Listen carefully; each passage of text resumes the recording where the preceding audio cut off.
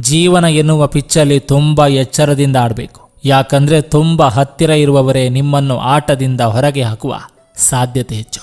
ದೂರದಿಂದ ನೋಡಿದ್ರೆ ಪ್ರತಿಯೊಬ್ಬ ವ್ಯಕ್ತಿ ಸುಖವಾಗಿರುವಂತೆ ಕಾಣ್ತಾನೆ, ಆದರೆ ಅವನ ಬಗ್ಗೆ ತಿಳಿದಾಗಲೇ ಅವನ ಜೀವನದ ಸತ್ಯ ತಿಳಿಯೋದು.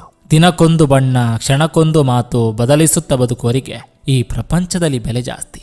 ಜ್ಞಾನವಿದೆ ಎಂದು ಸುಮ್ಮನೆ ಕುಳಿತರೆ ಪ್ರಯೋಜನವಿಲ್ಲ. ಜ್ಞಾನದ ಬಳಕೆಯ ದಾರಿ ತಿಳಿದವರು ಮಾತ್ರ ಯಶಸ್ವಿಯಾಗ್ತಾರೆ. ಕೆಲವರು ತಮ್ಮ ಒಂದೆರಡು ದಿನಗಳ ಸಂತೋಷಕ್ಕಾಗಿ ಇತರರ ಇಡೀ ಜೀವನದ ಸಂತೋಷವನ್ನ ಹಾಳು ಮಾಡಿಬಿಡ್ತಾರೆ. ಹಾಲು, ಮೊಸರು, ಬೆಣ್ಣೆ, ತುಪ್ಪ ಒಂದೇ ವಂಶದವರು, ಅವುಗಳ ಗುಣಕ್ಕೆ ತಕ್ಕಂತೆ ಬೆಲೆ. ಮುಂದಿನ ಪಯಣ ನೆನಪುಗಳ ಜೊತೆ ಮಾತ್ರ.